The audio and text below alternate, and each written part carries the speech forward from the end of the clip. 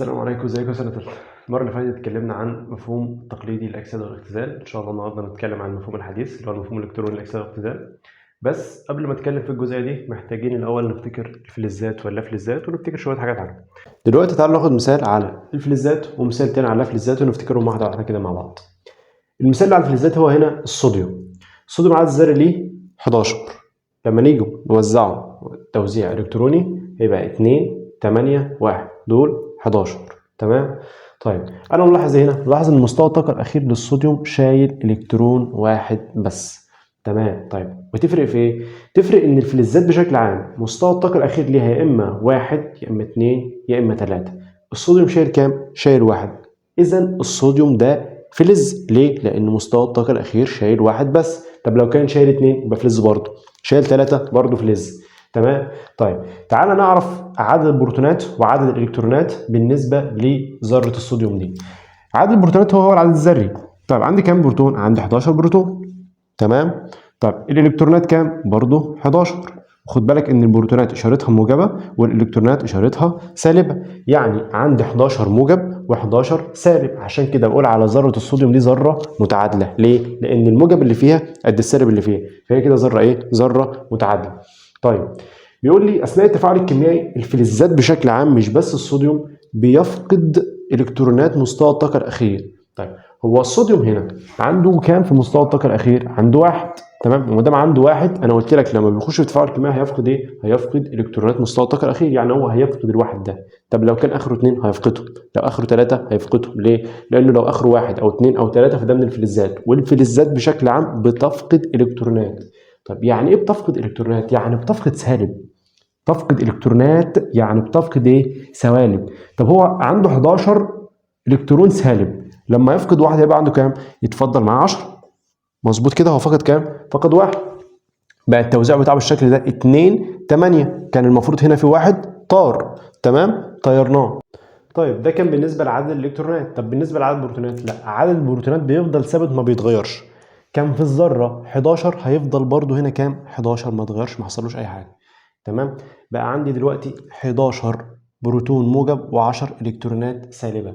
دي كانت ذره صوديوم. بعد ما بتدخل في تفاعل كيميائي بتتحول لايون. يعني ده دلوقتي اصبح ايه؟ ايون. ولكن هل هو ايون موجب ولا ايون سالب؟ ده بناء على عدد البروتونات وعدد الايه؟ الالكترونات. عندي هنا 11 موجب و10 سالب. مين الاكتر؟ الموجب ولا السالب؟ لا، الموجب اكتر. طب اكتر بكام؟ اكتر بواحد. اذا هو ايه؟ ايون موجب.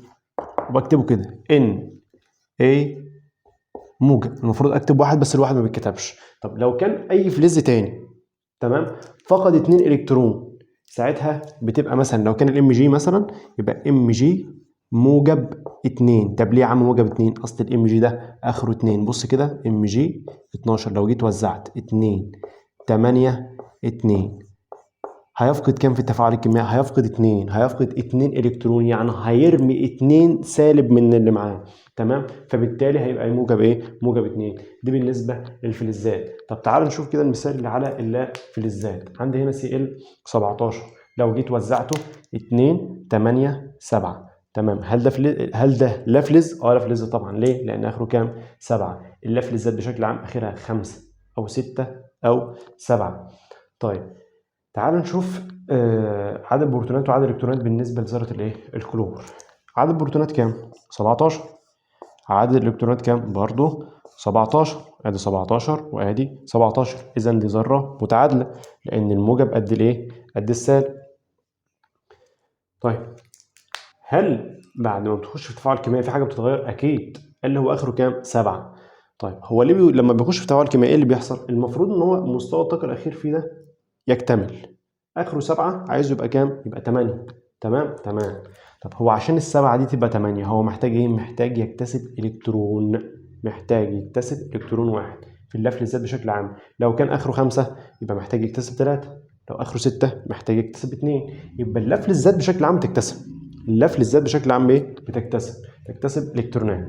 طيب هنا 17 هيكتسب واحد هيبقى كام؟ هيبقى 18 الكترون لانه اكتسب واحد بس. السبعة عشان توصل ل8 محتاجة تكتسب الكترون واحد بس. تمام. فهي اكتسبت الالكترون وفعلا بقت كام؟ بقت 18. وزي ما قلت لك فوق عدد البروتونات مش بيتغير. تمام. طيب لو بصيت هتلاقي ان السالب بقى اكتر من الموجب، فبقول على ده ايون سالب. ده ايون ايه؟ ايون سالب. تمام، لان ايه؟ عدد الالكترونات السالبه بقى اكتر من عدد البروتونات الموجبه، وبالتالي بكتبها بالشكل ده سي ال سالب. المفروض اكتب سالب واحد، بس زي ما قلت لك كده الواحد ايه مش بيتكتب. طيب لو كان مثلا اكتسب 2 الكترون، اكتسب 2 سوالب، تمام، زي الاكسجين مثلا، الاكسجين O8 لو وزعته 2 6، اخره كام هنا؟ اخره 6. محتاج يكتسب كام الكترون عشان يكتمل؟ محتاج 2. هيكتسب 2 الكترون، والالكترون بالسالب يبقى هيكتسب 2 سالب. تمام، فبالتالي لما اجي اكتبه الايون O سالب 2 بالشكل ده، لانه هيكتسب كام؟ هيكتسب 2 الكترون سالب. في المفهوم التقليدي للاكسده والاختزال، الموضوع كان متعلق بفكره منح الاكسجين او نزع الايه؟ او نزع الاكسجين، او نفس الكلام برضو بس بالنسبه للهيدروجين. لكن في المفهوم الحديث الوضع مختلف شويه. ازاي؟ قال لي الموضوع هنا لا متعلق باكسجين ولا هيدروجين، الموضوع متعلق بالالكترونات، فقد الكترونات واكتساب الكترونات. عشان كده كلمتك على الفلزات واللافلزات في الاول، واكتساب الالكترونات وفقد الالكترونات. طب تعال نشوف كده المفهوم في عمليه الاكسده بالنسبه للمفهوم الحديث. تعريفها بيقول ايه؟ هي عمليه كيميائيه تفقد فيها ذره العنصر الكترون او اكثر. هنا بيقول ايه؟ تفقد. يبقى عمليه الاكسده في المفهوم الحديث جايه من فقد الالكترونات. لما العنصر بيفقد الكترونات يعني بيفقد سوالب. طب احنا لسه قايلين من شويه مين اللي كان بيفقد الكترونات؟ كانت الفلزات. معنى كده ان عمليه الاكسده بالنسبه للمفهوم ده بتحصل لمين؟ لمعظم الفلزات. تمام، ليه؟ لان الفلزات هي اللي بتفقد، الفلزات هي اللي بتفقد الالكترونات. تمام. طيب ورينا كده على المعادله اللي قدامي دي. بص هنا عندي الصوديوم الشحنه بتاعته ايه؟ متعادله. تمام، ما عندوش لا موجب ولا سالب. طيب بص هنا في النواتج ايه اللي حصل؟ طلع بشحنه ايه؟ بشحنه موجبه. طب هو هيجيب شحنه موجبه ازاي؟ لازم يفقد الكترونات، لازم يفقد سوالب زي ما احنا قلنا من شويه. تمام، اذا لما يطلع عندي ايون موجب تعرف على طول ان العمليه اللي حصلت له دي عمليه ايه؟ عمليه اكسده. ليه يا عم عمليه اكسده؟ لانه مش هيعمل لي شحنه موجبه غير لما هيفقد الكترونات، غير لما يرمي السالب. تمام، وعمليه الاكسده هنا زياده في الشحنه مش زياده في الالكترونات، والحته دي مهمه جامد. تمام، هنا ما كانش عنده اي شحنه، لكن الشحنه بتاعته بقت موجب. معنى كده ان شحنته زادت، شحنته زادت بقت موجب، عشان كده بقول عليها عمليه ايه؟ اكسده. وما دام الصوديوم حصلت له عمليه اكسده، تمام، عشان احنا قلنا العامل عكس العمليه، عمليه اكسده، اذا الصوديوم ده عامل مختزل، عامل مختزل. ده بالنسبه لعمليه الاكسده. طيب تعال نشوف عمليه الاختزال. بيقول لي هي عمليه كيميائيه تكتسب فيها ذره العنصر الكترون او اكثر. قال لي مين؟ قال لي تكتسب. طب هو مين اللي بيكتسب؟ اللافلزات. تمام، اللافلزات. تمام، يبقى اللافلزات لما هتكتسب الكترونات هتتحول لايون ايه؟ سالب. ليه؟ لان هي بتكتسب الكترونات بتكتسب سوالب. تمام، فبالتالي هتتحول لايون ايه؟ لايون سالب. تمام، طب تعال نشوفها هنا. انا كان عندي سي ال اهو متعادله الايه؟ متعادله الشحن.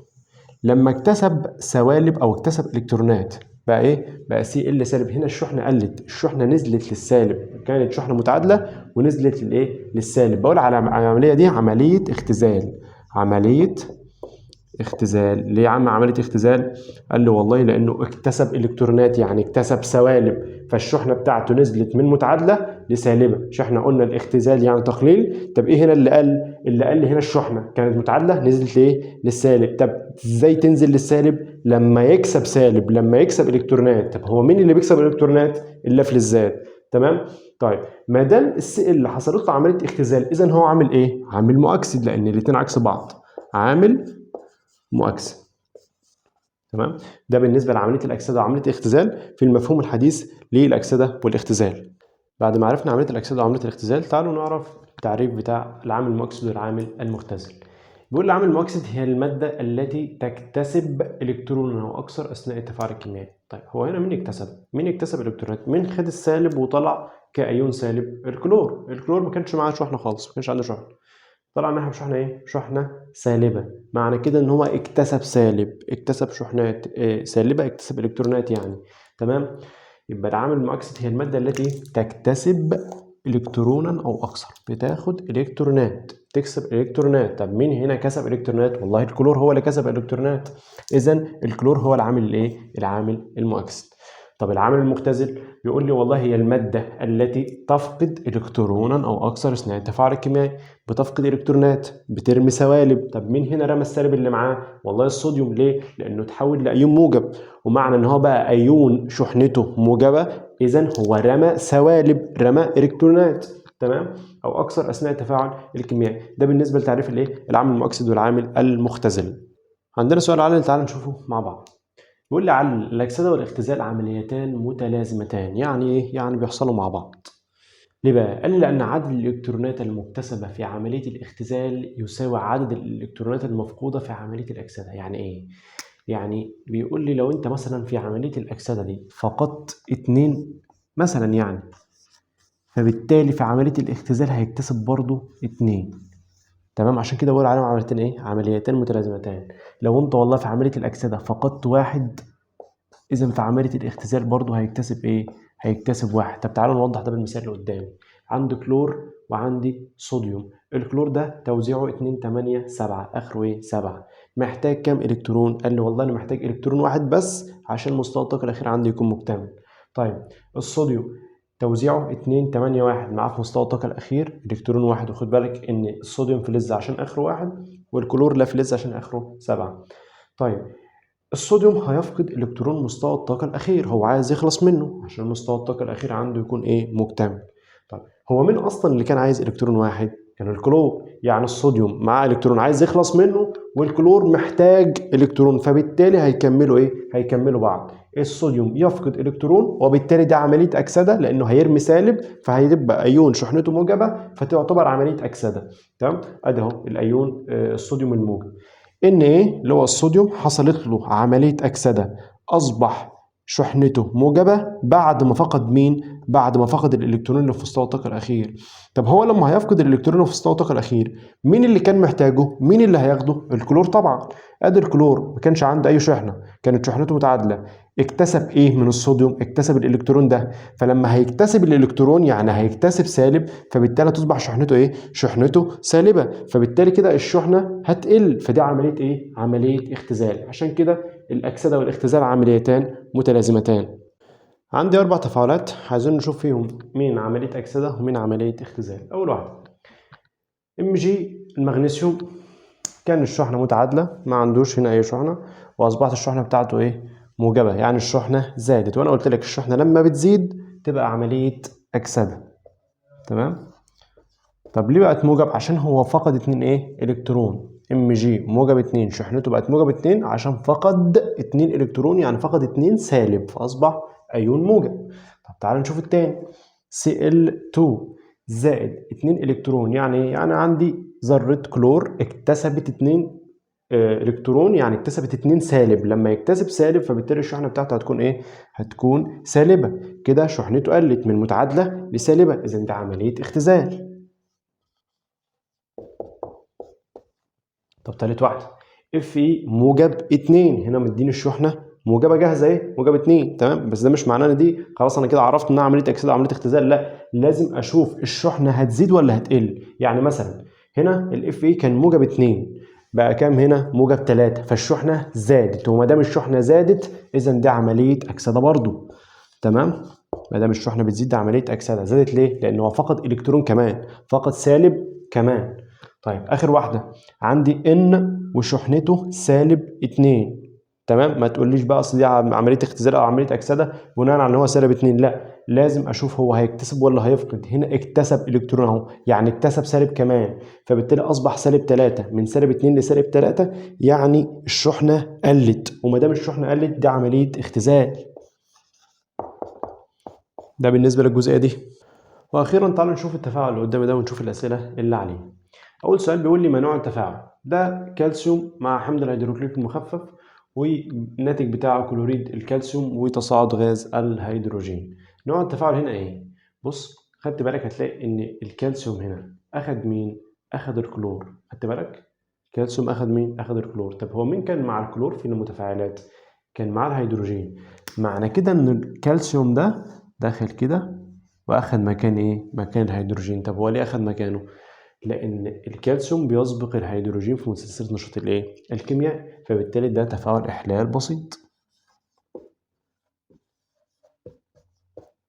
تمام. طيب بيقول لي وضح عمليتي الاكسده والاختزال. من هنا هيحصل له عمليه اكسده ومن هنا هيحصل له عمليه اختزال، ومديني المعلومه اللي تحت دي.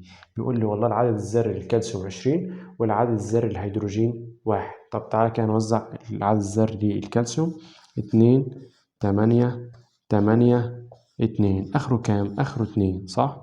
يعني ده فلز، ومادام فلز يبقى هيفقد الاتنين دول، هيفقد 2 الكترون، هيفقد 2 سوالب، فبالتالي هيبقى ايه؟ هيبقى ايون موجب. ومادام ايون موجب وبيفقد، اذا هتحصل له عمليه اكسده. اذا عمليه الاكسده هنا هتحصل لمين؟ هتحصل للكالسيوم ده. اذا هنا هتحصل له عمليه اكسده. تمام. لو جيت اوزع الهيدروجين ده هقول له والله ده H1 وهنا كام؟ 1. طب 1 ده هيفقده؟ لا طبعا مش هيفقده، هو هنا محتاج يكتسب عشان يكمل ايه؟ يكمل مستوى الطاقة الأخير. هو مستوى الطاقة الأول بتاعه بيشيل أصلا 2، هيكتسب 1 كمان. تمام. ده هيفقد 2، فهتبقى ذرتين هيدروجين مش ذرة واحدة. تمام. فالاتنين اللي هيفقدهم دول، 1 هتروح للهيدروجين دي و1 هتروح للهيدروجين دي. تمام. فبالتالي هنا الهيدروجين هيكتسب كام؟ هيكتسب 2 الكترون، فبالتالي هنا هتحصل له عملية اختزال. تمام. يبقى الهيدروجين عملية ايه؟ عملية اختزال. يقول لي حدد العامل المؤكسد والعامل المختزل. ما دام الكالسيوم حصلت له عملية أكسدة، إذا هو العامل مختزل،